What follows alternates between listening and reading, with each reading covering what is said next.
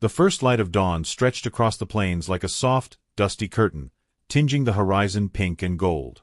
Townsfolk in Dry Creek were still rubbing sleep from their eyes, but a figure, or rather the absence of one, drew all attention. A horse galloped into town, hooves kicking up the thin morning dirt. It was a chestnut mare, sleek and strong, but something about her made the townsfolk freeze mid-step. She carried no rider. Yet the saddle on her back was still warm, as though someone had just climbed down from it, leaving behind the weight of their presence. Sheriff Collins, a grizzled man with a permanent scowl stitched into his weathered face, came out of the jailhouse with a coffee cup trembling in his hand. He squinted at the horse. "Well, ain't that a sight?" he muttered, more to himself than anyone else.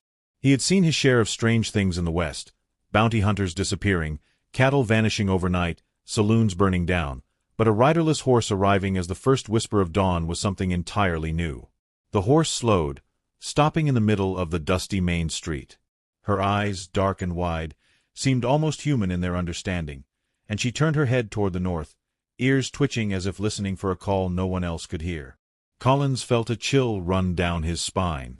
There were stories, old stories, about horses that carried messages from the dead, or that led men to places lost to memory. He frowned and took a careful step closer. "Easy now," he said gently, raising a hand. The horse didn't flinch.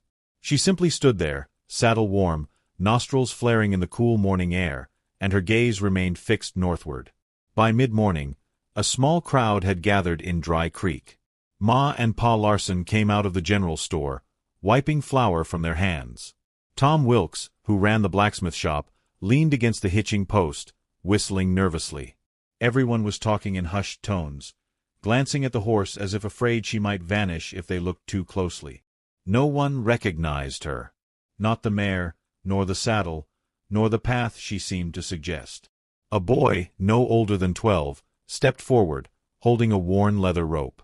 I think she wants someone to follow her," he said, voice small, trembling. Collins considered him, then shook his head. "Boy, horses don't talk, and they don't point. They run or they stay. That's the way of things." Yet even as he said it, the horse shifted her weight and moved a single step north. It was subtle, but it was enough. Something in the town fell silent. They all instinctively knew she was leading somewhere. But where? And who, or what, had ridden her last? Collins called for his deputy, a lanky young man named Pete, who was more comfortable with his gun than any imagination. "You, grab a rope. Let's see if she'll let us follow her. And bring the wagon. Just in case." Pete nodded, trying to hide the tremor in his hands. By the time they left town, the sun had risen fully, warming the dusty road. The mare walked steadily ahead, never once faltering or seeming unsure. Her hooves kicked up clouds of dust that hung like smoke in the morning air. Collins and Pete followed in the wagon, with a few townsfolk trailing behind on horseback. The landscape changed as they moved north. Rolling plains gave way to jagged rocks and sparse trees, and the air carried a quiet tension, as if the land itself held its breath. Hours passed, the horse never stopping, never looking back. Collins was beginning to question his senses, his belief in reason. The stories his father had whispered by the fire came unbidden to his mind, tales of riders lost to the plains, who returned only to find the world had moved on without them. Could this horse have belonged to someone lost in time? Could she be leading them to a place no map recorded anymore? His grip tightened on the wagon rail, knuckles white, heart thudding with a mix of fear and awe. By mid-afternoon, the terrain grew strange and unfamiliar. Hills rolled into each other with no clear pattern. Creeks appeared out of nowhere and disappeared just as quickly. Pete, ever the skeptic, muttered, "Sheriff, are we even still in territory anyone knows? This ain't on any of the maps I've seen." Collins didn't answer. He only kept his eyes on the mare, who now trotted lightly, her energy never waning. Finally, they crested a small ridge, and the horse stopped at the edge of a clearing. Collins' breath caught. There, half hidden by overgrown grass and thorned bushes, was a ranch. Not just any ranch, but one that no one in Dry Creek remembered. The main house sagged with age, roof shingles missing, windows clouded with dust and time. A fence, broken in places, enclosed what had clearly once been a bustling homestead. But it had been abandoned for decades, or at least, it looked that way. The horse's ears flicked forward. She lowered her head, pawing gently at the ground near the gate. Collins and Pete exchanged a look. "Well, I'll be damned," Collins said. He swung down from the wagon, rope in hand, and approached the mare slowly. "Easy now," he whispered. The horse nuzzled his shoulder, and he felt warmth, not from the sun, but from something deeper, something almost alive in the air around the place. Collins glanced toward the house. The wind shifted and brought with it a sound so faint it might have been imagined, a baby's cry. The townsfolk murmured, frozen in disbelief. There's someone inside," whispered Mallarson. The baby's cry grew louder, fragile but insistent. Collins swallowed hard. "That can't be. That house has been empty for years. No one's lived there for generations," he said. Yet the sound persisted, echoing across the clearing like proof of life where there should have been none. The mare whinnied softly, taking a step toward the gate. Collins and Pete followed, the townsfolk too stunned to move. The sheriff's mind raced. Could it be a trap? A squatter? No, this was no ordinary situation. The air smelled of rain and earth, of something freshly stirred, as though the land itself had awakened to the horse's presence. Collins lifted the latch on the gate and stepped inside. The horse followed, careful not to trample the long grass. The main house door creaked as he pushed it open, the baby's cries growing louder, more insistent. And then he saw her. A small cradle in the corner of what had been the living room, rockers still moving as though guided by unseen hands. The baby inside was wrapped in a tattered blanket, eyes wide and unafraid, crying for attention but somehow not terrified. Collins' chest tightened. Who had left this child here? And why had the horse, this mysterious riderless horse, led them here? He glanced back at the townsfolk, who had finally gathered in the doorway. The mare stood beside the cradle, almost protectively, as though she had been waiting for this moment for years. "Looks like she found her family," Pete said, but his voice was hollow, unsure. Collins didn't answer. He could feel the weight of something bigger than both of them, a mystery stitched into the land, into the horse, into the child. And he knew that life in Dry Creek, like the plains themselves, would never be the same again. The horse whinnied one last time, her eyes dark and knowing. And then she turned, padding softly toward the door, saddle still warm, and vanished into the morning light, leaving the townsfolk and a sheriff with a baby in his arms, and a story no one could ever forget. The town of Dry Creek buzzed with whispers long after the horse vanished. Collins sat on the porch of the abandoned ranch, the baby cradled carefully in his arms. Its small hands grasped his thumb as if recognizing a protector. The sun had climbed higher, burning off the early morning mist, but the air still carried a strange chill, as though the land itself were wary of their presence. "What do we do now, Sheriff?" Pete asked, standing stiffly beside him. "We can't exactly take the baby back to town without explaining." He waved vaguely toward the surrounding hills, as though words could somehow bridge the decades of silence that had fallen over this forgotten place. Collins shook his head, unsure even of where to start. "I don't rightly know, Pete. I've seen a lot of things in my time, but this is something else." He glanced around the empty ranch, the boards creaking faintly in the breeze. Broken furniture lay scattered in the main room, the remnants of a life abandoned and forgotten. Yet it wasn't ruined entirely. There were signs someone had been here recently. Smoke faintly staining the chimney, footprints near the barn. Someone had been taking care of this place, or maybe someone still was. The townsfolk, emboldened by curiosity more than courage, began filtering into the clearing. Mallarson held her apron tight, her eyes wide. "Sheriff, that horse, did you say the saddle was warm?" she asked. Her voice trembled. Could it be the spirit of someone who died here? Collins gave her a long look, then turned his attention back to the baby. The idea made no sense at all, yet he couldn't shake the feeling that it was somehow true. "Maybe," he said slowly, "maybe it's more than just a horse. Maybe it's a guide, and we're meant to do something we don't understand yet." He set the baby gently on a quilt someone from town had brought over. Its crying softened as the wind carried the scent of dry grass and sun-warmed earth. Collins felt the weight of responsibility pressing down on him. He had been a lawman all his life, enforcing rules, keeping order, keeping the peace. But this wasn't a matter of justice or outlaws. This was something older, something the West itself had remembered. A sound from the barn drew his attention. Wood groaned under some unseen weight, and Collins raised a hand. "Stay here," he said to Pete and the townsfolk, gripping his revolver tightly. The baby's blanket fluttered slightly in the breeze as he stepped toward the shadowed doorway. The barn smelled of hay and earth, the lingering scent of horses. He paused, listening. Nothing. Just the wind, or maybe something breathing deeper inside the darkness. Collins edged inside, the floorboards creaking underfoot. Sunlight streamed through gaps in the walls, painting golden lines across the dusty interior. And then he saw it, a small, tattered journal lying atop a pile of old feed sacks. He picked it up carefully, turning the pages. The handwriting was faded, elegant, deliberate. Names, dates, and sketches of the surrounding land filled the pages. And in the margins, there were notes about a child, about a promise, about a horse who could find its way home. "Sheriff." Pete's voice sounded distant, anxious. Collins lifted his head. The townsfolk were gathered outside, murmuring. He tucked the journal under his arm, glancing down at the baby. Its eyes followed him with an almost uncanny intelligence. I think we've stumbled onto a story that didn't end the way it should have," he said. He sat back on the porch, opening the journal fully. The entries told of a rancher named Elias McBride, who had lived on this very land over 40 years ago.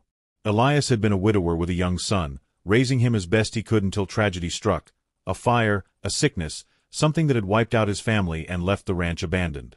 The last entries were written in a trembling hand, speaking of a horse trained to find what was lost, a horse who could never forget, a horse who would carry hope back to the living. Collins swallowed hard. "The horse, it wasn't just any horse," he murmured. "It was meant to bring someone home. Or maybe protect someone." He looked down at the baby. "And I reckon that someone is right here." Hours passed, the sun sliding lower in the sky. The townsfolk, initially wary, began exploring the land under Collins' direction. They cleared paths, examined the house, and brought food and water for the baby. It was an odd scene, the forgotten ranch breathing life again, guided by a horse that no one could now see. And yet the feeling of being watched persisted, comforting and unsettling all at once. As evening approached, Collins and Pete sat by the fire pit near the house, the baby asleep in its quilted cradle. Collins thumbed through the journal again, lingering on the last entry. "The horse will know when the child is safe. If I do not return, the mare will carry what is precious to those who can save it." Pete whistled softly. "So, that horse led us here for the kid. That's what you're saying?" Collins nodded. "I think so.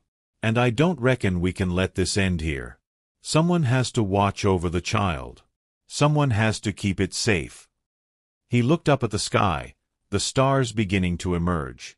The west was quiet now, vast and dark, yet it held a sense of promise, of unfinished business waiting to be done. A sudden rustle from the trees made them both tense. Collins' hand went to his revolver instinctively, but then he saw it, a figure moving silently along the ridge. A woman, tall and lean, dressed in worn leathers, her eyes scanning the clearing with determination. She stepped forward, and the townsfolk instinctively parted to give her space. "I've been looking for her," she said, her voice soft but firm. "I knew she was out here." Her gaze fell on the baby, then on the mare's path leading out of the clearing. "The child, she belongs to the McBride line. I've been following the trail for months. That horse, it led you right." Collins felt his jaw tighten. "And you are?" he asked, cautious but curious. "My name is Lila McBride," she said. "I'm a distant relative. I've been searching for the last of my family's line. This child is the last hope." Her eyes met the baby's. "And that horse, it's never wrong. It knew I'd come eventually, but it also knew someone had to bring her here safely." The townsfolk murmured in amazement. The baby cooed softly, reaching out a hand toward Lila. Collins felt a lump in his throat. This was no ordinary day in Dry Creek. This was the day the past had remembered itself, guided by a horse that knew more than any living soul could comprehend. Lila knelt beside the cradle, holding out her hands. The baby's tiny fingers curled around hers instinctively. "You're safe now," she whispered. "Safe and home." Collins and Pete exchanged a look, a silent acknowledgment of the strange, impossible events they had witnessed. And somewhere in the fading light, if one looked carefully, one might have imagined the faintest silhouette of a chestnut mare, standing on a distant hill, eyes dark and knowing, watching until the child was truly safe. The townsfolk returned to Dry Creek slowly, heads full of stories they would never fully explain, hearts a little lighter for having witnessed something miraculous. And Collins. Collins knew that life in the West was strange, wild, and sometimes blessed by forces no one could name. He watched Lila take the child into her arms, and for the first time in years, he felt the weight of responsibility lift just slightly. Because some mysteries weren't meant to be solved. They were meant to guide, to protect, and to remind the living that even in the harshest lands, hope could arrive at dawn, on the back of a horse who never forgot. The sun had fully set now, leaving the sky streaked with purple and gold, and a thin crescent of moon rising over the hills. Lila stayed in the clearing, the baby nestled against her chest. Collins and Pete lingered nearby, unsure if their work here was done or if the land itself would demand more from them.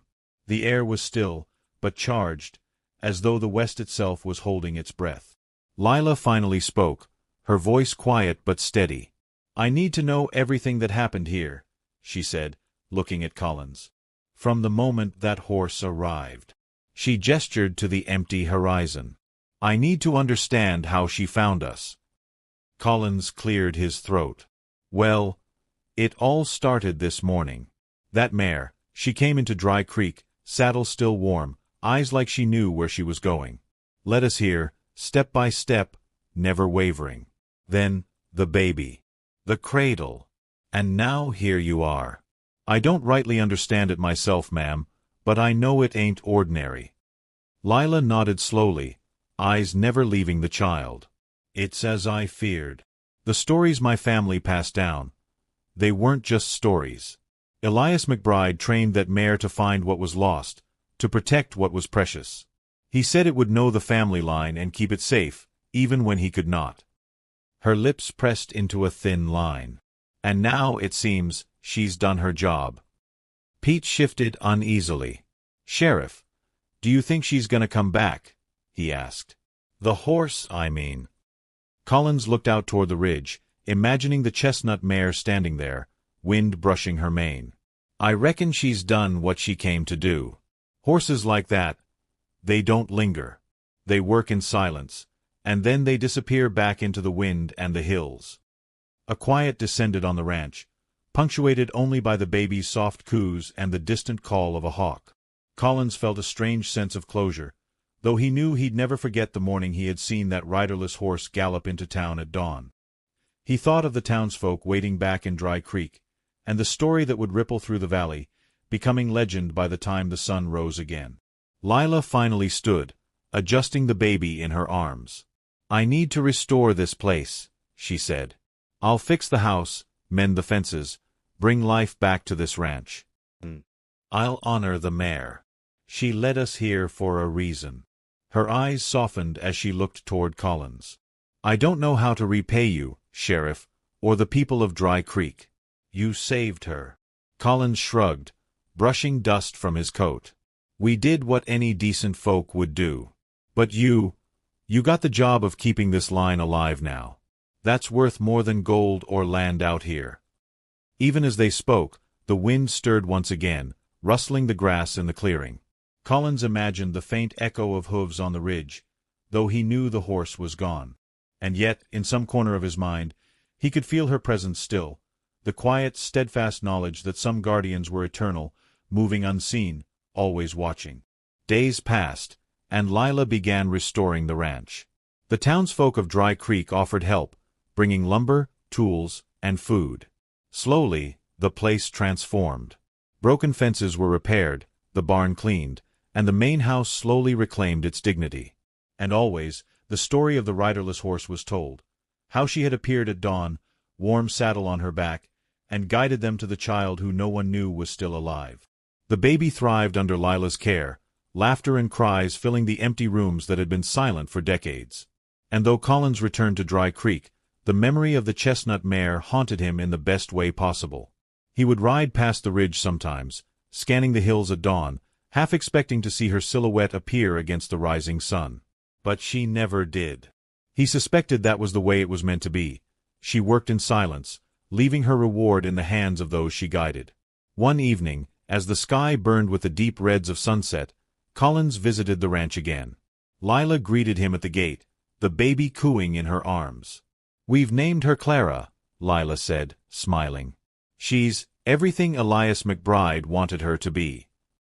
Collins nodded, watching as Lila set Clara down on a blanket in the grass. The baby crawled toward the small creek at the edge of the property, her laughter echoing through the clearing. Collins felt a weight lift from his chest. The child was safe, the ranch alive again, and the story of the riderless horse would live on. "That horse," Collins murmured, more to himself than anyone else. "She saved us all." Lila smiled faintly, eyes softening as she watched the baby.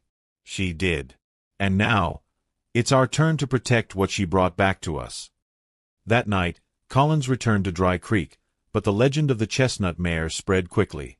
People spoke in hushed tones about the horse who carried hope at dawn, who never rested until the lost were found. Travelers passing through claimed they saw a lone mare running the ridges at first light, saddle gleaming in the sun, eyes searching. And though no one could catch her, no one could doubt her presence.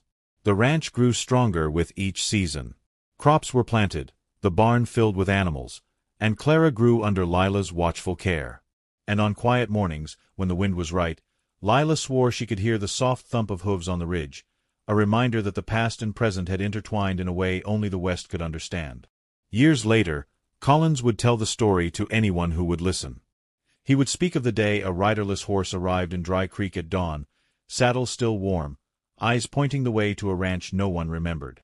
He told of a baby saved, a ranch reclaimed, and the unwavering courage of a creature who understood more than any man ever could. And for those who lived in Dry Creek, that tale became legend. It was a story of hope and protection, of the West's quiet mysteries, and of a chestnut mare who would always arrive at dawn, when the world was most open to miracles. Even as Collins grew older, the story never left him. He would ride past the ridge at first light, often pausing to scan the hills, half expecting, half hoping to see her again. And though she never appeared, he could feel her presence in the wind, in the dust, in the quiet power of the plains. The riderless horse had come, done her work, and vanished, leaving behind life, hope, and a story that would echo across generations. And somewhere in the vast expanse of the West, Collins believed, she ran free, watching, waiting, and guiding the lost until they were found. In the end, that was all that mattered.